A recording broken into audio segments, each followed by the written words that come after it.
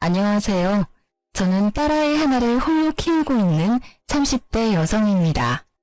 사연글 읽는 걸 스트레스의 하나로 여겼는데 제가 이렇게 사연글을 작성하게 될 줄은 꿈에도 몰랐네요.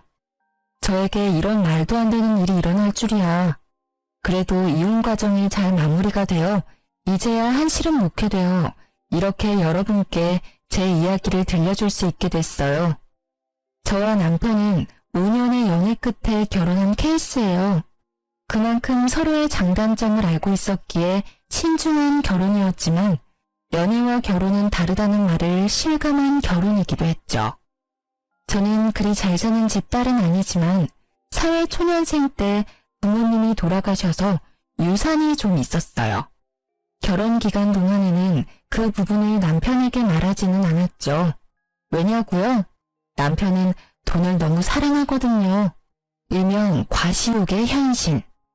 그런데 결혼하고 보니 시댁에도 과시욕의 현신이 한 분 더 있더군요. 바로 우리 시모였어요. 시모는 제가 부모가 없다는 것도 친정에 돈이 없다는 것도 무척이나 싫어하셔서 결혼을 엄청 반대했어요. 그때 그냥 관뒀어야 했는데 제가 콩깍지가 단단히 쓰였는지 그때는 그놈이 좋아서 빨리 결혼이 하고 싶었죠. 그때 나로 돌아간다면 절대 하지 않을 결혼이라는 선택. 그 선택 이후 제 삶은 180도로 달라졌어요.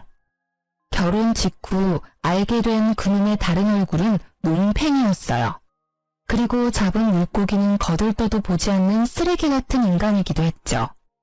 남편의 그런 모습은 제가 시모와 부딪힐 때마다 드러났어요. 제일 처음 남편의 다른 모습을 느꼈을 때는 임신 전으로 그 당시 저는 간호사로 일하고 있었죠. 제가 일하던 병원은 환자가 많아 바쁜 곳이었고 매일 아침 8시부터 저녁 7시까지 일을 하고 집에 돌아가면 집안일 하기도 힘들 정도였어요. 장시간 서 있고 말해야 하고 웃어야 하고 신경을 곤두세워야 했으니까요. 신혼여행을 다녀오고 복귀를 한 날 오후 시모에게 전화가 왔어요. 얘, 너 반찬 좀 만들어서 오늘 저녁에 우리 집에 갖다 주고 가. 반찬이요? 귀 먹었니? 한 번에 알아듣지도 못해. 사오지 말고 만들어서 와. 저는 힘든 놈으로 장을 봐서 반찬을 만들어 시모의 집으로 갔습니다. 이미 시간인 9시가 훌쩍 넘어 있었어요. 어머님, 반찬 만들어 왔어요. 넌 왜 이렇게 늦어? 식탁 위에 반찬 올려놔라. 반찬을 올려놓자 시모는 손에 일회용 장갑을 끼고는 젓가락을 들고 왔어요. 그러더니 제가 만든 반찬의 냄새를 맡고 한 입씩 맛보더군요. 어쩜 이리 하나같이 맛이라고는 없니? 이래가지고 내 아들 아침밥이나 제대로 만들어 주겠어? 그러면서 제가 보는 눈 앞에서 제가 방금 만든 반찬을 음식물 쓰레기통에 탈탈 털어넣기 시작했어요. 그리고 그걸 보는 제 멘탈도 탈탈 털리고 있었죠. 부모 없는 건 티가 안 날래야 안 날 수가 없어. 배운 게 없으니 음식 맛이 이 모양이지. 너 내가 됐다고 할 때까지 월, 수, 금 반찬 만들어서 와. 내가 지정하는 걸로. 알았지? 그러면서 마지막에는 자기가 버린 음식을 담은 봉투를 제게 건네며 나가는 길에 버리라고 시키기까지 했죠. 정성스레 만든 반찬을 가져오자마자 내 손으로 버리는 그 기분 정말 더러웠어요. 눈물도 나고 눈물이 마르니 화가 나고 화가 가라앉으니 어떻게 하면 복수할 수 있을까를 생각하고 있더라고요. 어머님, 반찬 가져왔어요. 그래, 오늘은 닭갈비, 오이소박이, 시금치 나물이지? 시모가 젓가락을 들어 한 입 넣는 것을 보며 저는 속으로 웃었습니다. 이게 뭐니? 닭갈비가 왜 이렇게 달아? 오이소박이는 짜고 시금치는 왜 이렇게 곤죽이 됐어? 제가 조미료를 잘못 봤나 봐요. 그치만 어차피 쓰레기통에 버릴 음식 상관없지 않나요? 드시지도 않을 거 설탕 덩어리, 소금 덩어리면 뭐 어때요? 먹을 사람도 없는데. 예, 그럼 너 일부러 이랬다는 얘기니? 제가 왜 일부러 그러겠어요. 어머님이 제 음식을 일부러 버리는 게 아닌 것처럼 저도 일부러 그런 건 아니에요. 말하는 것 좀 봐. 음식 버린 게 그렇게 화났어? 그럼 음식을 맛있게 해와. 그러면 내가 버릴 리가 있겠어? 네가 못 배운 걸 왜 내 탓을 하고 난리니? 어머님도 못 배운 티가 나세요. 누가 음식을 그렇게 함부로 대해요? 음식 남기면 지옥 간다는 말도 있잖아요. 그러다 진짜 큰일 나면 어쩌시려고. 너 지금 나 타박하는 거니? 좀 기가 막혀서 네가 그러고도 며느리야?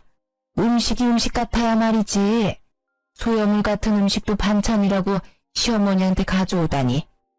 네, 어머님이 그렇게 말씀하시면 어쩔 수 없죠.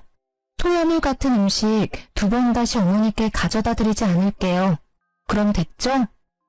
결국 저는 6개월 만에 반찬 지옥에서 벗어났습니다. 그러나 그 뒤에는 더 큰 지옥이 기다리고 있었어요. 육아휴직 중에 시모의 호출로 시작된 그 일이요. 너 오늘 쇼핑하는 때 따라와라. 그날은 우리의 음력 생일이었어요. 그래서 저는 시모가 손녀 생일 선물이라도 사주려나 보다 싶어서 따라 나섰죠. 애를 맡길 곳이 없어 어린이집에 맡겨두고 백화점으로 갔어요. 너 뭘 그렇게 멀뚱멀뚱 쳐다봐? 빨리 들어. 아니, 자기는 손이 없고 발이 없는지 저에게 짐을 들도록 시키더라고요. 거기까지는 그나마 좋게 봐줄 수 있었어요. 백화점에서 몇 보따리를 사서 나온 시모가 이번에는 자신이 가던 정형외과로 향했어요. 시모는 족저근막염이라는 걸 앓고 있는데 잘 낫지 않아서 정기적으로 정형외과를 방문하고 있었어요. 그런데 그날따라 한 간호사와 트러블이 잦더라고요. 저는 하녀처럼 옆에 붙어서 다니고 있었기에 시모의 과도한 요구와 간호사의 불친절이 만나 싸움판이 벌어진 것을 구경하고 있었죠. 아가씨, 여기는 왜 금액이 이렇게 비싸? 저번에 다니던 곳은 이곳 1회 금액으로 2회를 할 수 있을 정도였는데 너무 과잉 청구 아니야? 간호사는 보기 드문 미인이었어요. 한 번 보면 잊기 어려울 정도로 존재감이 넘치는 얼굴이었죠. 그녀는 시모에게 밀리지 않고 더 당당하게 말했어요. 환자분, 그러면 그 병원 가시면 되잖아요. 왜 다른 병원 와서 남의 병원이 이렇다 저렇다 떠드시는 거예요? 싫으시면 여기 오지 마세요. 그 병원이 뭔가 마음에 안 들었으니까 여기 오셔놓고 무슨 불평불만이 그렇게 많으세요. 시모 못지않은 드센 기운의 간호사는 시모를 납작하게 눌러버렸죠. 배 파랗게 어린 게 두 눈 부릅뜨고 말하는 것 좀 봐. 어른한테 그게 할 소리야? 너 내가 원장한테 말해서 여기 그만두게 만들어줄 테니까 딱 기다리고 있어. 으름장을 놓는 시모의 말에도 그녀는 네 성의 없는 말투로 일관했고 결국 시모는 화가 머리끝까지 났습니다. 그런데 엉뚱하게도 그 간호사가 키운 불똥이 제게 튀었죠. 오늘은 저녁 먹고 들어갈 거야. 그 말에 저도 출출함을 느꼈기에 시모를 따라 안으로 들어갔어요. 그런데 갑자기 시모가 이상하다는 얼굴로 저를 쳐다보더군요. 왜 그러세요, 어머니? 넌 왜 따라와? 네? 난 너랑 같이 밥 먹기 싫어. 나도 밥 편하게 좀 먹자. 네 얼굴 보면서 먹으면 체할 것 같아서 그래. 넌 밖에서 짐이나 지키고 있어. 그 순간 진짜 손이 벌벌 떨리는 게 시모의 뺨을 날려버리고 싶은 기분을 참느라 심호흡을 몇 번이나 했는지 몰라요. 짐이나 지키고 있어라? 아우 진짜.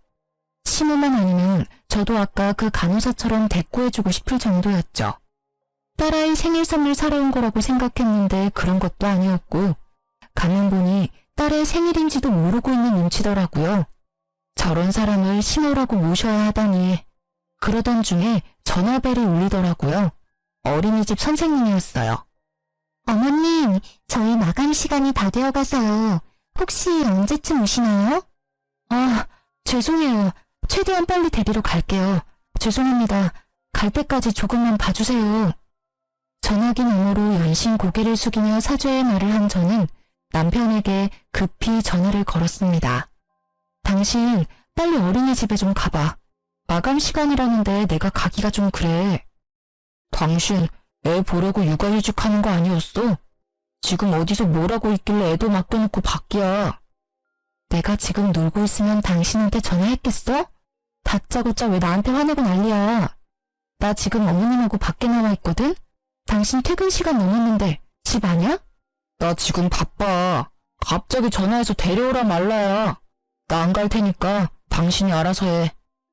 자기 말만 하고 끊어버리는 남편 때문에 저는 열이 더 받았고 결국 이제 막 밥 한 술 뜬 시모에게 가서 말했어요. 어머님, 어린이집에서 마감 시간이라고 연락 왔어요. 제가 데리러 가야 할 것 같은데 괜찮을까요? 저는 최대한 정중히 물어봤어요. 설마 손녀딸 일인데 그마저도 하지 말라고 하지는 않겠지. 그렇지만 시모는 제 짧은 생각을 한참 넘어서는 상식의 소유자였어요. 네가 가면 내 짐은 누가 지키니? 그리고 나 혼자 저 많은 짐을 어떻게 들고 가? 넌 생각이 있는 애니 없는 애니? 어머니야말로 생각이 있어요? 라고 묻고 싶은 걸 꼭 참았습니다. 그리고 다시 정중하게 말씀드렸어요. 어머님, 어린이집 마감이면 선생님도 집에 가셔야 해요. 우리 애 하나 때문에 선생님 힘들게 할 수는 없는 노릇이잖아요. 그게 그 사람들 일 아니니? 바쁜 사람 위해서 어린이집이 있는 거지. 그렇죠. 바쁜 사람을 위한 어린이집이죠. 그런데 저는 바쁜 일이 없으니까 그만 가보겠습니다. 어차피 밥은 어머님 혼자서 드시고 짐은 발이 달린 것도 아닌데 알아서 잘 있겠죠. 집에 가실 때는 알아서 하세요, 그럼. 야, 너 어디 가? 짐 하나라도 없어지면 네가 책임질 거야? 당장 이리 오지 못해? 제 등 뒤에서 고래고래 고함을 지르는 시모를 모른 채 하고 저는 택시를 타고 어린이집으로 갔습니다. 택시 안에서 초조하고 미안한 마음에 눈물이 다 나더라고요. 두 번 다시 내가 저놈의 시모 믿나 봐라 하는 마음만 가득했어요. 애는 늦게까지 혼자 있어서 그런지 시무룩해 보였어요. 저는 백화점에서 딸 생일 선물 하나 사오지 못한 저를 원망했어요. 점심때 어린이집에 맡기면서 우리 딸 생일 선물 사오겠다고 말했는데 그걸 지켜주지 못해서 속상했거든요. 집에 와서 아이를 재워놓고 나니 억눌렀던 화가 차오르는 것이 느껴졌습니다. 12시가 넘어서야 남편놈이 어슬렁어슬렁 기어들어오더군요. 당신 지금까지 어디서 뭐하다가 오는 거야? 설마 술 마셨어? 그래, 술 한잔 했다. 왜? 마누라가 집에서 보라는 애는 안 보고 싸돌아다녀서 열받아서 한잔 했어. 아이고, 애 좀 데리고 오라고 했더니 한밤중까지 술을 쳐드시고 오셨어? 당신 나하고 애한테는 신경도 안 쓰지? 내가 못 간다고 이야기하면 당신이라도 가야 하잖아. 오늘 애가 시무룩해서는 그게 내 잘못이야? 따지고 보면 당신이 육아휴직하면서 집에서 쉬는 주제에 빨빨거리고 돌아다닌 게 잘못이지. 내가 어디 갔었는지는 알고나 하는 말이야? 어머니가 불러서 나갔어. 나더러 짐꾼시키고 어린이집 간다니까 가지 말라고 하더라고. 애기 생일이라 난 또 생일 선물이나 사주려나 싶어서 나갔지. 선물? 선물은커녕 사람을 식물처럼 부리는데 어떻게 둘이 그렇게 똑같아? 똑같이 무신경하고 제멋대로야. 야, 너 우리 엄마 욕하는 거야? 가만히 보면 너는 우리 엄마에 대한 존중이 없어. 엄마가 일부러 그랬겠어? 곤란하니까 그랬겠지. 네 생각만 하지 말고 다른 사람 생각도 좀 해. 아니, 저녁 시간에 어머니는 식사하러 들어가시고는 나한테는 밖에서 짐 지키라는데 당신은 이해가 돼? 나는 어머님이 일부러 그랬다는 생각밖에 안 들어. 며느리 시집살이 시키는 거로밖에 안 보인다고. 밥도 못 먹고 밥 먹는 거 지켜보면서 멀뚱히 서 있는 게 얼마나 비참한지 당신은 이해할 수 있어? 그래서 꼴랑 밥 한 끼 못 먹게 했다고 이 난리야? 그게 그렇게 억울해? 자, 돈 줄 테니까 가서 먹고 와. 아주 배 터지게 먹고 와. 그럼 되겠네. 갑자기 지갑을 열어젖힌 남편이 제 얼굴로 10,000원짜리 한 장을 집어 던졌어요. 순간 그 치욕과 더러운 기분이 한데 뭉치면서 제 눈깔도 돌아버렸습니다. 이 인간이 돌았나? 지금 내 얼굴에 돈을 던져? 내가 지금 돈 없어서 그러는 줄 알아? 사람을 하늘처럼 부려먹는 당신 엄마한테 열받아서 그러지. 당신 엄마? 이게 오냐오냐 하니까 시어머니를 뭐라고 생각하는 거야? 그리고 돈 준 게 싫어? 너 매일 입만 열면 돈 없다 앵앵대잖아. 그리고 남들은 애 보면서 살림도 잘만 하는데 당신은 그거 하나도 제대로 못해서 바쁜 사람 오라가라야? 진짜 한 대 패버리고 싶은 걸 겨우 참았어요. 저놈이 지금까지 돈 없다는 제 말을 이런 식으로 받아들인 줄 몰랐어요. 매번 남편 사치를 말리려고 돈 없다고 자제시킨 것뿐인데. 그래, 남의 남편들은 일하면서도 애한테 어찌나 지극정성인지. 그에 비하면 우리 애 아빠라고 있는 놈은 그 와중에 자기 엄마랑 똑같이 애 생일까지 잊어버리고 바로 어제 이야기했는데 애 얼굴 보는 거 미안하지도 않니?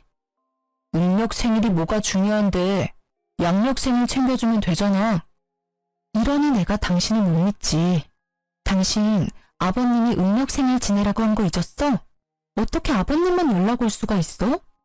당신이 오늘 어떻게 나오는지 보고 아버님한테 말할까 말까 고민했는데 안 되겠어. 내일 당장 전화해서 이야기할 거야. 잠깐만. 그런 걸로 무슨 전화까지 해. 좋아. 그럼 내일 가족끼리 가까운 동물원이라도 갔다 오자. 우리 딸 동물원 좋아하잖아. 헬렐레 하던 남편을 바짝 긴장하게 만든 건 제가 아니라 시부였죠.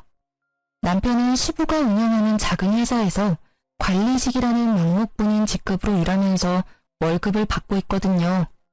게다가 월급 외에도 손녀 용돈이라는 명목으로 매달 몇십만 원씩 주셔요. 몰래 저한테는 따로 용돈도 주시고요. 그만큼 시부는 며느리와 손녀딸에게 잘해주셔요. 진짜 남편놈한테 화나면 다 때려치고 싶다가도 할아버지 품에서 방긋방긋 미소 짓는 딸 생각에 내가 참자고 포기할 때도 있었어요. 제발 정말로 이제 좀 잘하자. 그리고 당신 어머니한테 말 좀 해줘. 매번 불러내시면 이번에는 진짜 아버님께 말씀드릴 테니까. 그래, 내가 엄마한테 전화해서 잘 처리할게. 잠깐만 기다려봐. 지금 당장 전화할게. 그러더니 생각이 있는지 없는지 새벽 1시에 시모께 전화를 하지 뭐예요. 저는 어이가 없었지만 시모도 된통 당하길 마음으로 막지 않았어요.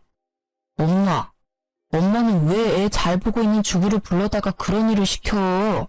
그리고 애 손녀 생일을 잊고 사는 할머니가 세상에 어딨어? 이제 2번 다시 와이프 쓸데없는 일에 와이프 불러내지 마. 한 번만 더 그러면 아버지한테 이를 거야. 유치하기 이를 데 없는 아버지에게 이른다는 협박이 이 집에서만은 만능이었어요. 게다가 오밤중에 자기 엄마한테 전화해서 전화리를 치다니. 그래도 제 속은 시원하긴 하더군요. 야, 너 네 안사람 얘기 듣고 이러는 거니? 나도 걔 때문에 힘들었어. 짐꾼으로 불렀는데 휙 가버리고 결국 택시기사님이 옮겨주셨잖니? 엄마, 와이프가 무슨 짐꾼이야? 결국 목소리 큰 놈이 이긴다고 목소리도 크고 막무가내인 남편놈에게 시모가 졌습니다. 데리고 다녀서 미안하다는 말을 끝내 하게 만든 남편이 전화를 끊으며 씩 웃었지만 저는 웃지 못했어요. 아까 전에 남편이 던진 10,000원의 기억이 계속 머릿속에 남아 있었으니까요. 그래도 이때는 이혼까지 생각하진 않았어요. 양친이 없는 제게 가족은 바꿀 수 없는 소중한 것이라는 생각이 머릿속에 가득했으니까요. 그런 제게 이혼의 계기를 심어준 건 다른 사건 때문이었어요. 딱 하루 양친의 성묘를 가기 위해 남편의 차를 빌렸을 때였어요. 그날도 남편은 바쁘고 애를 봐줄 사람은 없어서 제가 아이를 데리고 가야 했거든요. 카시트가 있는 남편 차에 올라탔다가 아이가 떨어뜨린 장난감을 주워주려고 고개를 숙였는데 제 눈에 뭔가 반짝이는 게 보이더라고요. 들어 올려보니 팔찌였어요. 저는 액세서리를 별로 좋아하는 편이 아니라 제 것은 분명히 아니었는데 그 여성이 착용할 것 같은 디자인은 납골당 다녀오는 내내 찝찝하게 머릿속을 맴돌았어요. 설마 이놈이 바람까지 폈겠어? 아니야. 직장 동료가 회식 때 탔다가 흘린 걸지도 모르지. 고민하던 저는 정면 돌파를 선택했어요. 여보, 당신 차에 팔찌가 있는데 누구 거야? 어? 어떻게 생긴 건데? 내 차에 있는 거면 엄마 거 아닐까? 생각보다 태연하게 답하는 남편의 모습에 의심이 살짝 누그러졌지만 혹시 몰라 신호의 집으로 향했어요. 남편 말이 맞다면 어머니한테 돌려주는 게 맞으니까요. 어머님, 혹시 이런 팔찌는 얼마 정도 할까요? 내가 그걸 어떻게 알아? 근데 너 팔찌 샀니? 애 보는 엄마가 무슨 팔찌야? 게다가 딱 봐도 싸구려처럼 보이는데. 하긴 너한테는 딱이긴 하네. 말 한마디 한마디에 빈정거림을 싣는 재주를 가진 시모를 제쳐두고 저는 제게 거짓말을 한 남편에 대한 찜찜함을 견딜 수 없었어요. 팔찌에 대해 알아보니 요즘 젊은 사람들이 선호하는 브랜드라고 하더라고요. 그날 저녁 저는 남편에게 팔찌에 대해 물었어요. 이 팔찌 어머님 거 아니라는데? 당신 혹시 어린 여자 맞나? 딱 봐도 젊은 애들이나 할 법한 팔찌잖아. 무슨 소리야. 엄마가 아니면 직원들 중에 누가 떨어뜨렸겠지. 난 진짜로 별백해. 못 믿겠으면 전화 내역, 문자 내역 다 봐봐. 나 목욕하고 올 때까지 열심히 찾아봐. 어차피 아무것도 안 나오겠지만. 그 말을 끝내고 남편은 진짜로 제게 폰을 맡기고는 욕실로 갔어요. 진짜 아닌가? 하며 폰을 뒤지는데 정말 아무것도 없더라고요. 남편에게 미안한 짓을 했다며 뒤로 빠져나오려다 저도 모르게 스팸 차단된 메시지를 들어갔는데 우와, 상간녀와의 불륜 메시지가 끝도 없이 이어지더라고요. 보니까 스팸 차단된 번호는 이 차단된 메시지 내역으로 들어가야만 볼 수 있는 거였더라고요. 내가 못 찾았다면 끝까지 발뺌했을 남편에게 열이 받았지만 일단 먼저 사진부터 쭉 찍었어요. 읽는 것보다는 증거부터 남겨야 하니 후다다닥 찍었죠. 그때 내 눈에 들어온 메시지. 오빠, 택리가 늦어져. 딱 보니 갈 때까지 간 것 같은 이 문자. 빡친 저는 사진 다 찍고 남편 폰을 원래대로 돌려놨어요. 그리고는 제 폰의 녹음 기능을 켜고 놈이 나오기를 기다렸죠. 당신 폰 진짜로 내가 뒤져봐도 돼? 정말 맹세코 바람 안 폈다고 말할 수 있어? 당연하지. 나는 떳떳해. 다 뒤져봐도 돼. 내가 허락할 테니까 마음대로 봐. 남편님의 허락도 맡았겠다. 저는 알겠다고 하고 뒤지는 신용만 했습니다. 그리고는 아무 말 없이 안방으로 가 누웠죠. 옆에서 거봐, 없지? 하며 의기양양하게 웃는 모습에 한 대 팰까 했지만 참았어요.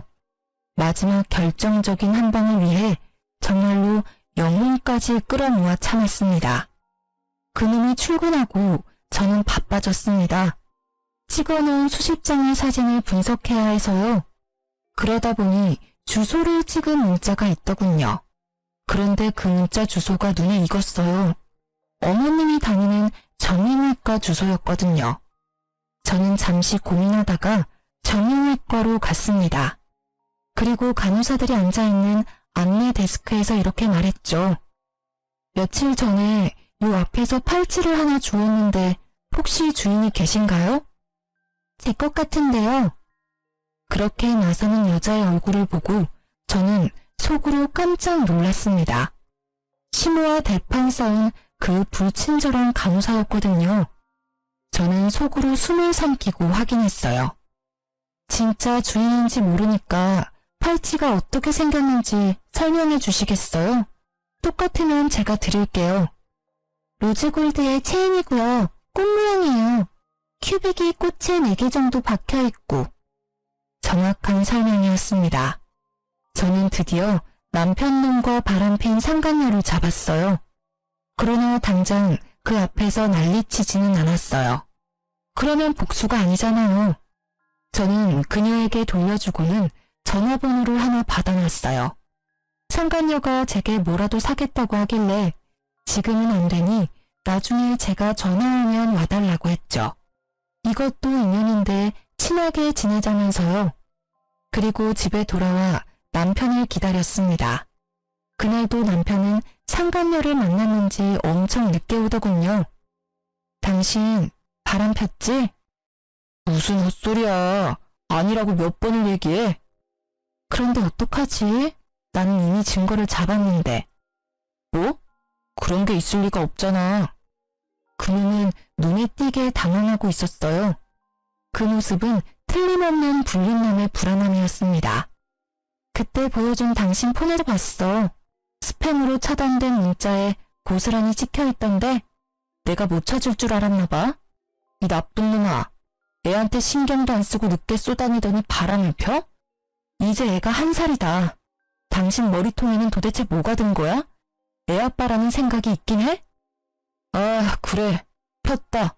바람 좀 폈어. 맨날 집에서 들들 볶기는 하는 마누라한테 질려서 다른 여자 좀 만났어.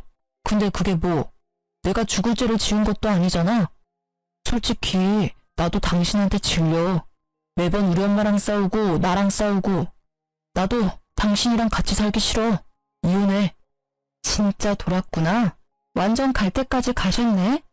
세상은 당신 같은 놈을 유책 배우자라고 해. 당신한테 유리한 점은 하나도 없다고. 그딴 거 난 모르고 딸 양육권, 친권만 있으면 돼. 어차피 당신은 경제권도 없고 아무것도 없잖아. 그러니까 당신은 애 못 데려가. 우리 딸이 황금알을 낳는 거위인데 당신이 가져가면 똥 되는 거야. 에라이 미친놈아. 딸을 돈 버는 기계로 생각해? 아버님이 주시는 용돈 때문에 애 데려가려는 거면 절대 못 데려가. 이혼하자고? 그래. 내가 못할 줄 알아. 이혼해. 소송 걸고 엉망진창으로 같이 싸워보자. 어? 지금 당장 어머님 댁으로 같이 가. 가서 이혼하겠다고 말씀드리고. 화가 머리끝까지 난 저는 시모 집으로 가는 차 안에서 시부와 상간녀에게 문자를 보냈습니다. 시모의 집 주소를 보내면서 지금 이쪽으로 오라고 말이죠. 갑자기 너희들 무슨 일이야? 둘이서 같이. 어머님, 저희 이혼하기로 했어요. 제가 말을 꺼내자마자 시모의 얼굴빛이 확 달라지며 눈을 반짝이더군요. 저는 속으로 웃었습니다. 남편놈의 상간녀가 누구인지 알고도 이렇게 좋아할 수 있을까요? 어머, 얘 잘됐다. 너희는 아무리 봐도 안 맞았어.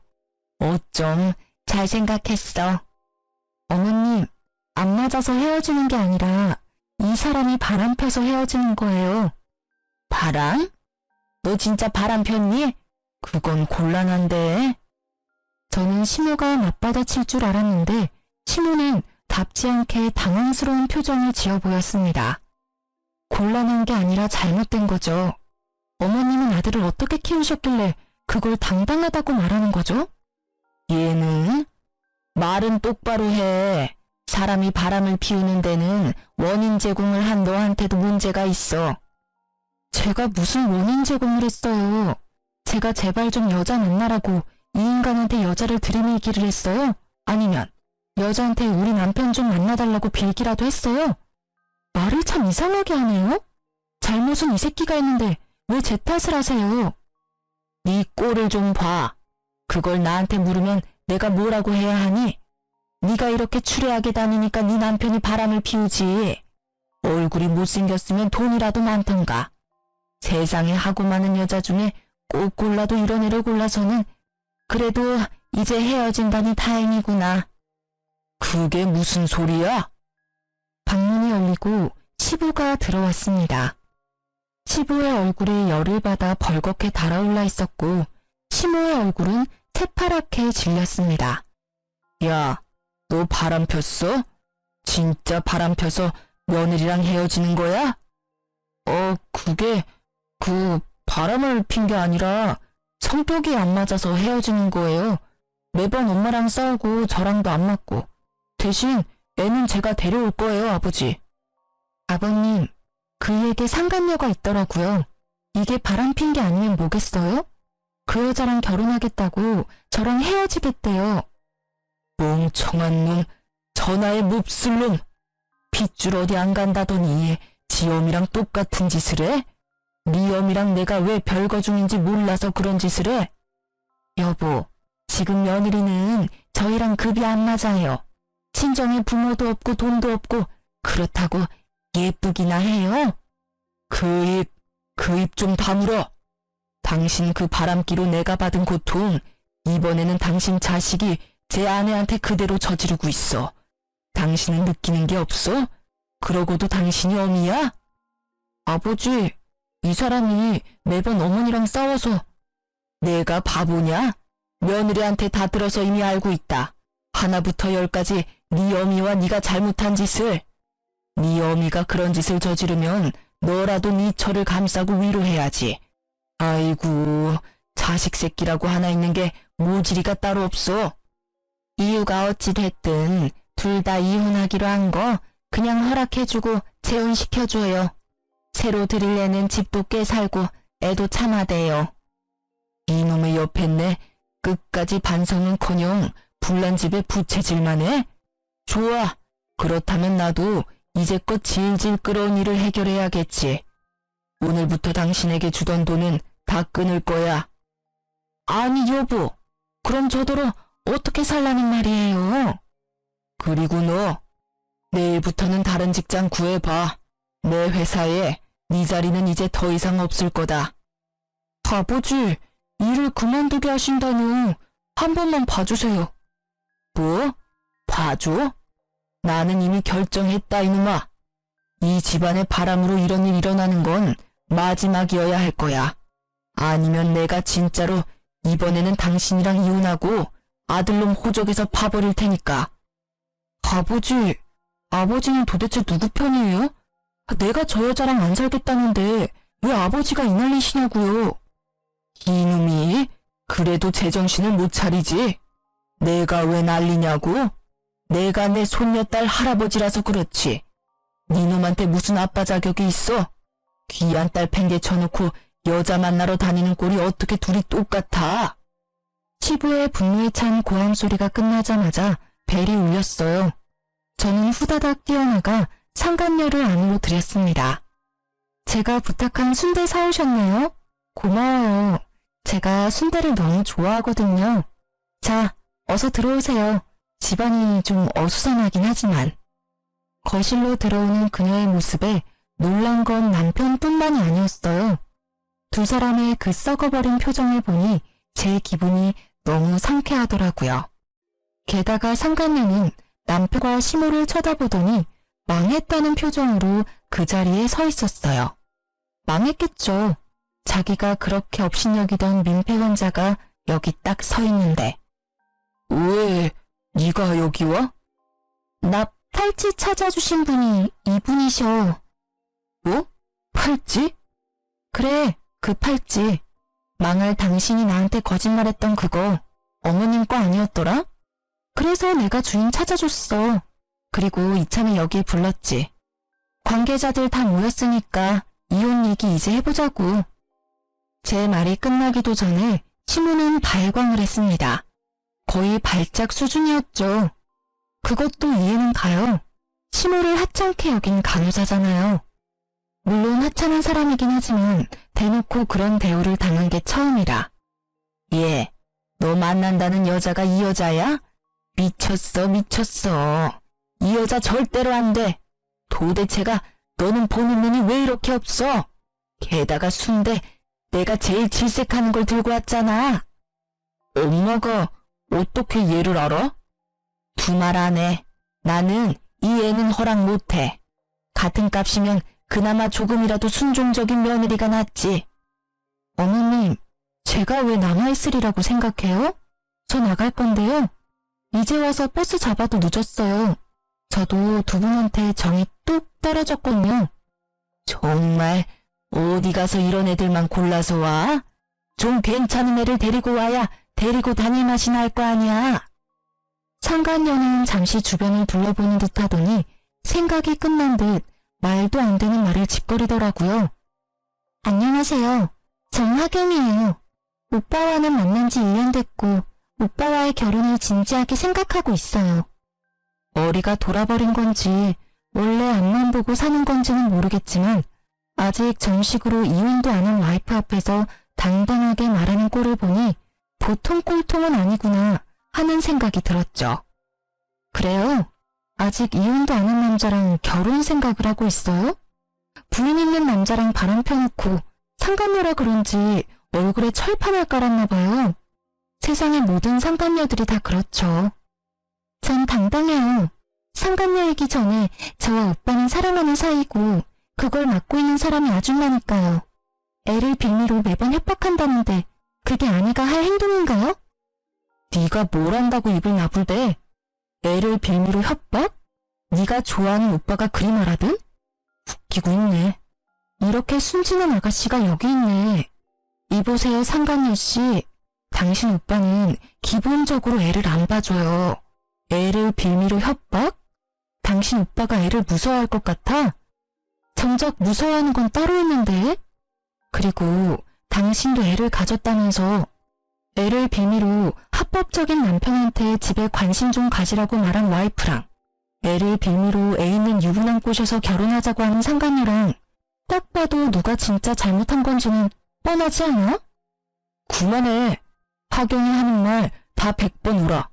당신이 매번 딸을 방패삼아 나한테 이렇게 하라 저렇게 하라 시키는 게 짜증났다고.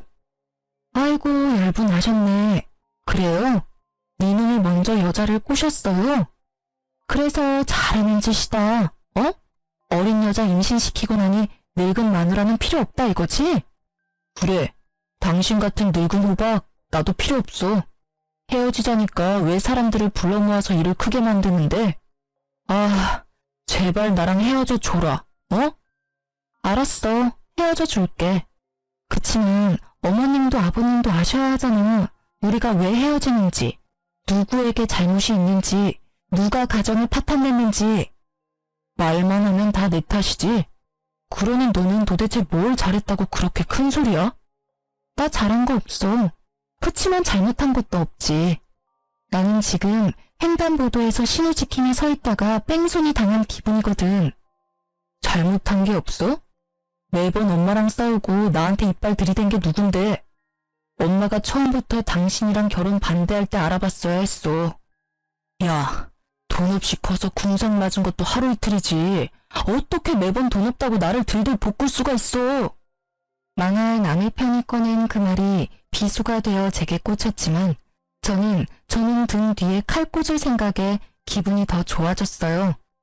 돈 없이 커서 궁상 맞은 나에게 몇 억의 유산이 있다는 걸 알면 이놈은 어떤 반응을 할까 싶었거든요. 솔직히 제가 상간녀를 부르고 남편을 부채질한 건 두 사람이 결혼했으면 하는 마음에서였어요. 저는 이 여자에게 주고 싶었어요. 제가 이 지랄 맞은 시무와 남편에게 당한 수모와 치욕스러움을 말이죠.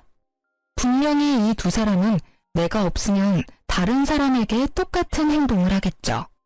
이 상간녀가 왜 남편과 결혼하고 싶어 하는지는 눈에 선해요.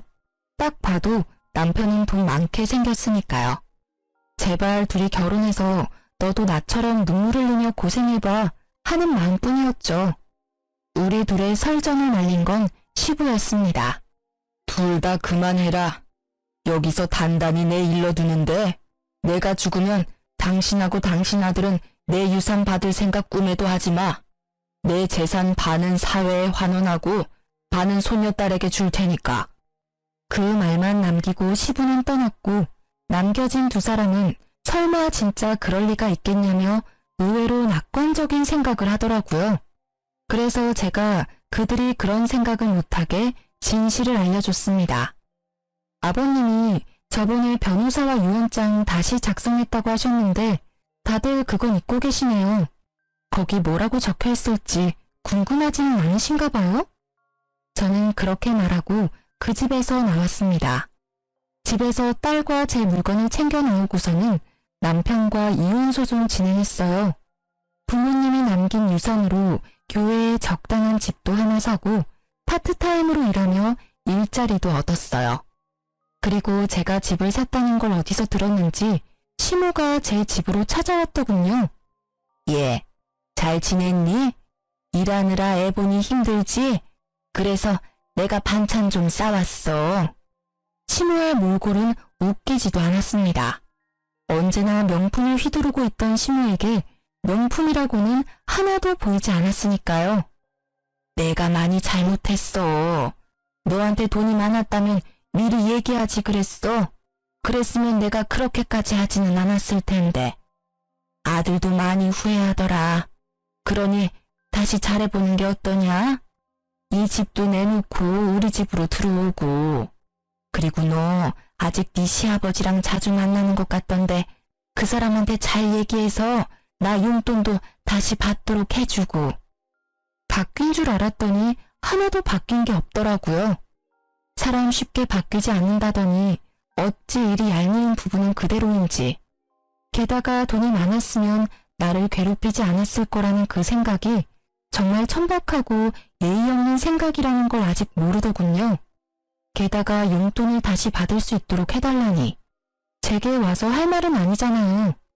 시부에게 가서 손이 발휘되도록 빌어야 할 일을 어째서 내게 책임 전가를 시키는지. 저는 쓰레기통을 가져와 시모가 가져온 반찬통 옆에 뒀습니다. 그리고 반찬통을 열어 하나하나 쓰레기통에 집어넣었어요. 반찬을 싸우면 제가 용서할 거라고 생각했어요? 아이고, 뻔뻔한 것도 유전인가 봐요. 아주머니께서 당신 아들한테 저하고 헤어지고 다른 여자랑 잘해보라는 말 했을 때부터 우리는 연 끊은 거예요. 아시겠어요? 그러니 당장 나가세요. 결국 시모는 본전도 못 찾고 터덜터덜 나갔죠. 저는 소금을 들고 시모 뒤를 따라가 문 앞에서 밖으로 소금을 휙휙 쳤습니다. 아주 재수가 더러우려니 이런 일을 당하고.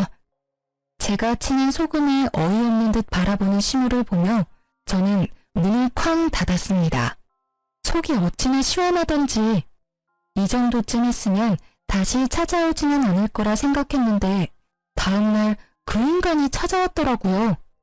남편은 집안에 들어오더니 생각보다 잘 사는 모습을 보고 놀란 것 같더라고요. 그러더니 그 짜증나는 낯짝으로 실실 웃으며 말하더라고요. 엄마가 당신 집에 다녀갔다는 이야기 듣고 들렀어. 잘 살고 있는 거 보니 좋다. 혹시 이혼 다시 생각해 볼 생각 없어? 당신이 원하면 나도 그 여자랑은 인연 끊을게. 내가 왜 당신 같은 놈이랑 다시 재결합을 생각해야 해?